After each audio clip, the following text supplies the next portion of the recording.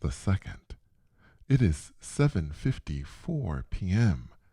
and tonight I would like to talk about the connection between astral projection and shifting.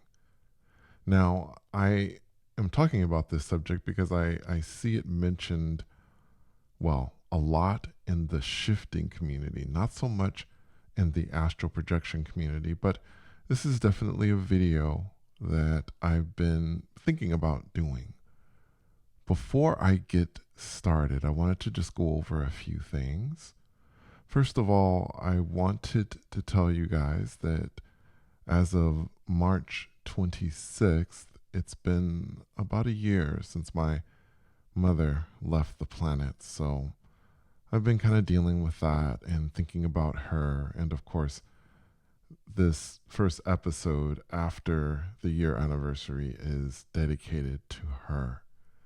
Um, and of course, I want to let you guys know, those that have not listened to a lot of my videos, that I would not be here speaking to you really, truly, if it wasn't for her. Or at least I don't think I would be able to share the things that I share with you, because I've learned so much, but she is so responsible for me doing this. So if you wonder why I do this, a big part of it has to do with my mother. So she's in my thoughts.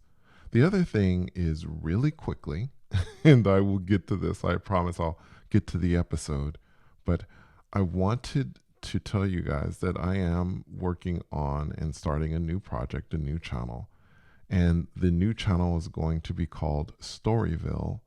Now, I'm still developing the different stories. It's probably going to be sort of a fictional podcast mixed with some imagery. I guess it's going to kind of be like this, but I think it's going to be different.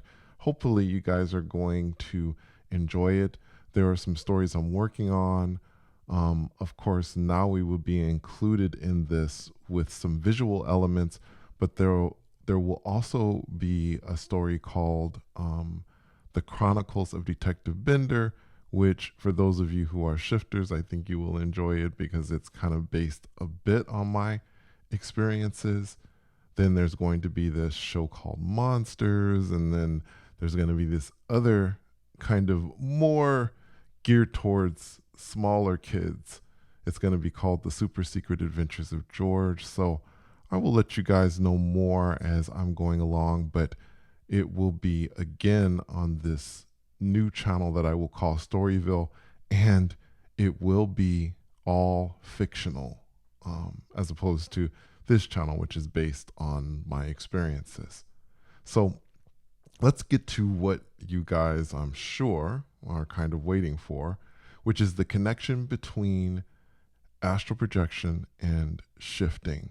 Now, as you know, I am able to do both, but something that I don't always talk about as well, something that I've kind of talked about in the past, is that I believe that this platform that I'm able to do astral projection and shifting from, I think that we are capable, if we are able to reach that place, of doing a lot more. For example, I've been able to also explore and see places as pure consciousness.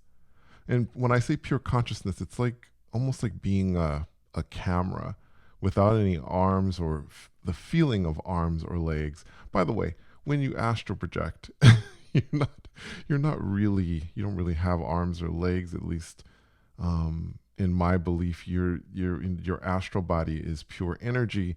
The reason why you feel that way is because you're projecting it. So that's how you see yourself. You see yourself with arms, legs, and a body or whatever when you're out there, but really, truly, you're pure energy. So let's get into this platform that I have talked about before. And that platform is the place between being asleep and awake, the middle space. Okay, so I've kind of described this before as being a journey. When you shut your eyes and you're going into sleep, you're making a journey into the dream world. And if you can imagine that journey as a bridge, right? You close your eyes at first, you're beginning your journey over that bridge. Then once you get over that bridge, you get into the dream world, but there is an in between place. And you can imagine yourself being or reaching that place, right in the middle of the bridge, right as you're at the highest point. You're getting ready to go down into dream world, but that middle space is the ability to become conscious when you reach that middle space. Now, a lot of people that are listening to this, and I know because I'm on the subreddit so much. I know that there are a lot of people that are going to be thinking instantly, they're going to be like, okay, that sounds cool, but how do I do it? How do I get to that point? How do I get to that middle space? Now, I see that there are folks in the subreddit that want a step-by-step kind of guide in regards to this. It's like putting together a bicycle or taking a computer out of the box or something like that, or unboxing something, taking it out, and you get step-by-step instructions on how to put it together.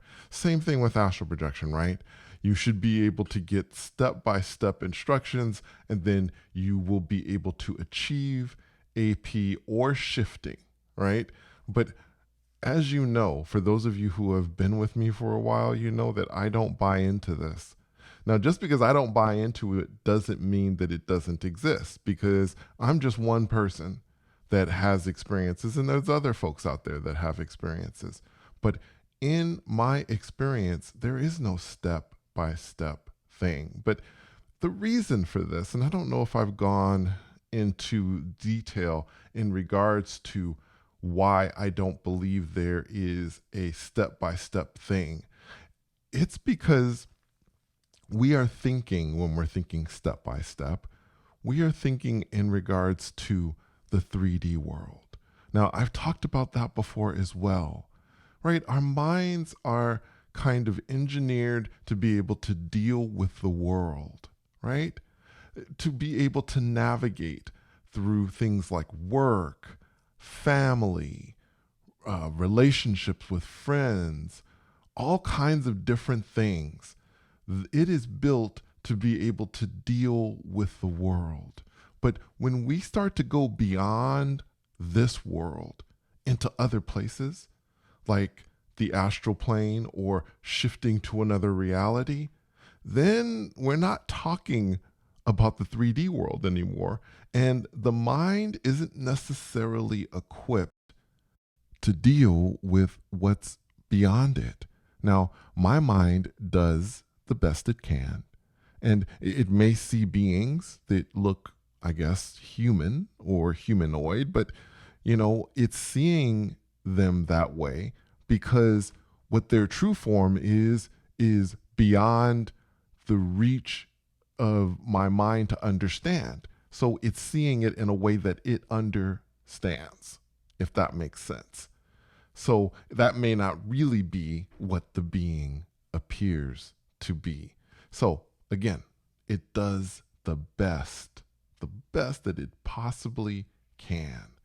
So what this requires, I think, of us, and this is again based on my beliefs, as I have told you guys before, probably many times, I'm not a guru, I'm not a teacher, I am simply a traveler. And so I don't claim to be a teacher or a guru, and I can only really go off of my own experiences. But to me, what that means is, in regards to reaching that middle place, it may benefit us to be able to go beyond logic, beyond our conscious minds.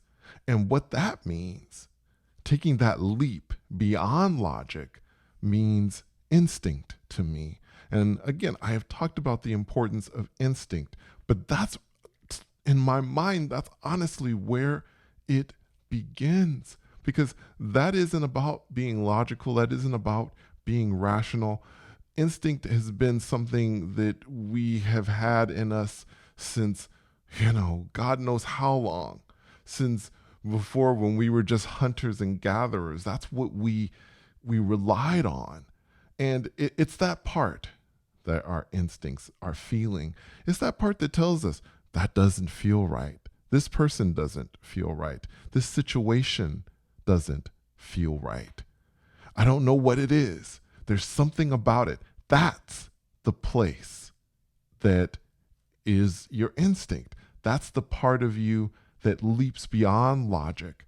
And what you might want to first do is get to know that part of yourself. So when you catch yourself in that place where you're just like, something doesn't feel right, or your instincts tell you that something's weird, I want you to catch yourself and really feel what that feels like. Those instincts inside of you, those feelings. And when you go to lie down, I really want you to think about instincts and feelings and all those things.